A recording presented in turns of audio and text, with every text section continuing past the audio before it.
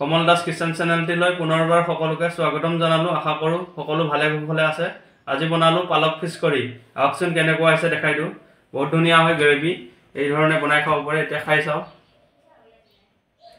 ৰৌ মাছ দিছোঁ, লগত মটৰ আছে, সালাড লৈছোঁ, চাটনি লৈছোঁ।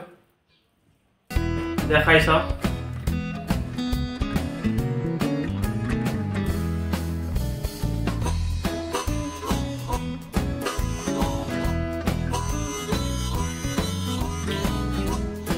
মজা।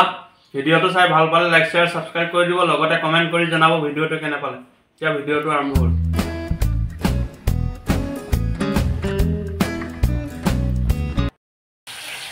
পালক ফিছ কৰি বনাবলৈ পালক লৈছোঁ অলপ, মাছ লৈছোঁ 4 পিচ, ৰৌ মাছ, মটৰ লৈছোঁ অলপ, জলকীয়া লৈছোঁ, বিলাহী 2টা, নহৰু, আদা, পিঁয়াজ, লগত আছে ধনিয়া, কেঁচা ধনিয়া লৈছোঁ।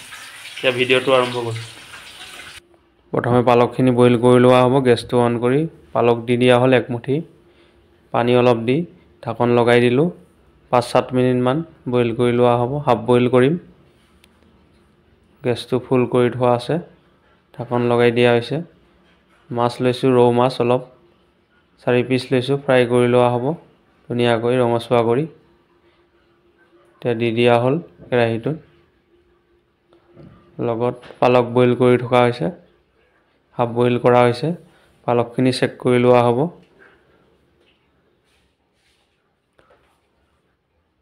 এতিয়া টিপি চাইছোঁ, ধুনীয়াকৈ সিজিছে, হাফ বইল হৈছে। এতিয়া বন্ধ কৰি দিম গেছটো, ঠাণ্ডা হ'বৰ কাৰণে ৰাখি দিয়া হ'ব। এতিয়া মাছকেইটা পাল্টি কৰি দিম, ৰঙচুৱা কৰি লোৱা হ'ব মাছকেইটাও। অলপ ৰঙচুৱা হ'লে উলিয়াই লোৱা হ'ব, গেছটো অফ কৰি দিয়া হ'ব। ঠাণ্ডা হ'বৰ কাৰণে ৰাখি দিয়া হৈছে পালকখিনি। ঠাণ্ডা হোৱাৰ পিছত মিক্সাৰ মেচিনত গুড়ি কৰি লোৱা হ'ব। মাছকেইটা ধুনীয়াকৈ ফ্ৰাই কৰি লোৱা হ'ল, লগত আদা, নহৰু, জলকীয়া গুড়ি কৰি লৈছোঁ। বিলাহী 2টা লৈছোঁ, পিঁয়াজ এটা লৈছোঁ, কাটি লৈছোঁ মিহি মিহিকৈ। লগত আছে মটৰ আধা বাটি লৈছোঁ। এতিয়া বিলাহীকেইটা গুড়ি কৰি লোৱা হ'ব মিক্সাৰ মেচিনত। 2টা বিলাহী লৈছোঁ, সৰু সৰুকৈ কাটি দিয়া হ'ল। লগত দিছোঁ পালকখিনিও একেলগে মিক্সাৰ মেচিনত দি দিয়া হ'ব। হাফ বইল কৰি লৈছিলোঁ, বেছি বইল কৰা নাই। এতিয়া গুড়ি কৰি ল'ম একেলগে ধুনীয়াকৈ।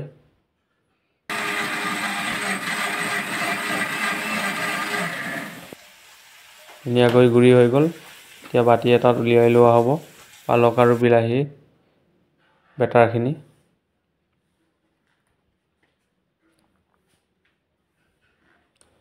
উলিয়াই লৈ চব্জি বনোৱা আৰম্ভ কৰিম। গেছটো অন কৰি দিলোঁ। কেৰাহীটো গৰম হোৱাৰ পিছত মিঠাতেল দি দিয়া হ'ল অলপ কম পৰিমাণে। এতিয়া দি দিলোঁ পিঁয়াজ, কাটি থোৱা পিঁয়াজখিনি দি দিয়া হ'ল সৰু সৰুকৈ। অলপ ৰঙচুৱা হ'লে মছলাখিনি দি দিয়া হ'ব। আদা, নহৰু, জলকীয়া একেলগে খুন্দি থোৱা আছিলে।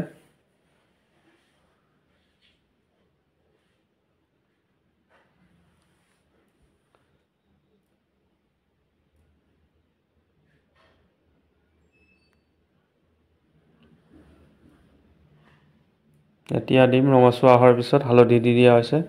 বেলেগ মছলা ইউজ নকৰোঁ, খালি হালধি দিয়া হ'ব। হালধি দিলোঁ, 1.5 চামুচমান দি দিয়া হ'ল।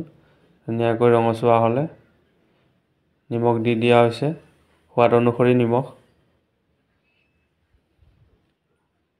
একেধৰণে লৰাই ভাজি লোৱা হৈছে ধুনীয়াকৈ। এতিয়া দি দিলোঁ পালক আৰু বিলাহীৰ বেটাৰখিনি, একেলগে দি দিয়া হ'ল। দি অলপ সময় ভাজি লোৱা হ'ব, 2-3 মিনিটমান।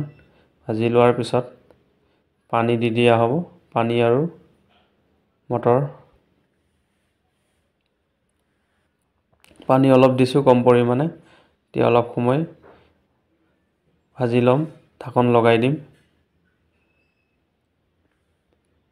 ঢাকন লগাই দিয়া হ'ল। এবাৰ 2-3 মিনিটমান ভাজি লোৱা হ'ব পালক আৰু বিলাহীৰ বেটাৰখিনি। ধুনীয়াকৈ বইল হৈ গৈছে, এই ধৰণে ভাজি লোৱা হৈছে। এতিয়া দি দিলোঁ কেঁচা মটৰ, গুচাই থোৱা আছিলে অলপ।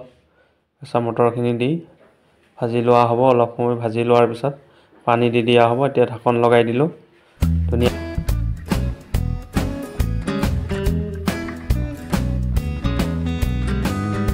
3 মিনিটমানৰ পিছত চাইছোঁ ধুনীয়াকৈ ভাজা হৈ গৈছে। এতিয়া পানী দি দিয়া হ'ব। মিক্সাৰ জাৰত পানী ঘুলি লৈছিলোঁ। আধা লিটাৰমান পানী দি দিয়া হ'ল। অলপ পাতলা কৰি দিছোঁ। পানীৰ পৰিমাণ আৰু অলপ দি দিয়া হ'ব। পানী দিয়াৰ পিছত বইল কৰি লোৱা হ'ব 7-8 মিনিটমান। এতিয়া দি দিয়া হ'ব ভাজি থোৱা মাছৰ 4 পিচ দি দিয়া হ'ব।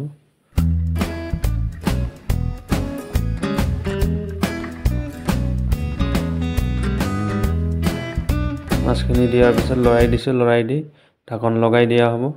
পানী আৰু অলপ দি দিয়া হৈছে। অলপ পাতলা কৰিম, পিছত পানীৰ পৰিমাণটো শুকাই যাব বইল কৰিলে। 4 মিনিটমানৰ পিছত চাইছোঁ ধুনীয়াকৈ বইল হৈ গৈছে। এতিয়া চেক কৰিম। পানীৰ পৰিমাণটো শুকাই দিয়া হ'ব। অলপ ডাঠ কৰি লোৱা হ'ব। গ্ৰেভি কৰা হ'ব। পালেং, মটৰ, টমাটৰৰ মাছৰ তৰকাৰী। এতিয়া আৰু অলপ সময় বইল কৰি লোৱা হ'ব। নিমখ অলপ দি দিছোঁ। নিমখৰ পৰিমাণটো কমিছিলে। এতিয়া ভালদৰে বইল হ'বলৈ ৰাখি দিয়া হৈছে 4-5 মিনিটমান আৰু।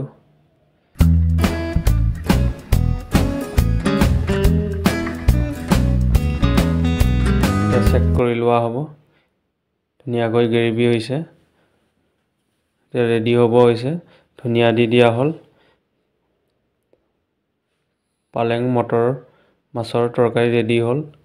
এই ধৰণে বনাই খাব পাৰে, সহজতে বনাব পাৰে। এতিয়া পিছ দেখাইছোঁ। গ্ৰেভি হৈছে বহুত ধুনীয়া হয়, টেষ্টি। ল'ৰা ছোৱালীক বনাই খুৱাব পাৰে, ঘৰত সহজতে বনাব পাৰে। ভিডিঅ'টো শেষলৈকে চোৱাৰ বাবে বহুত বহুত ধন্যবাদ। আজিলৈ আহিছোঁ। Bye bye. নেক্সট ভিডিঅ'ত লগ পাম।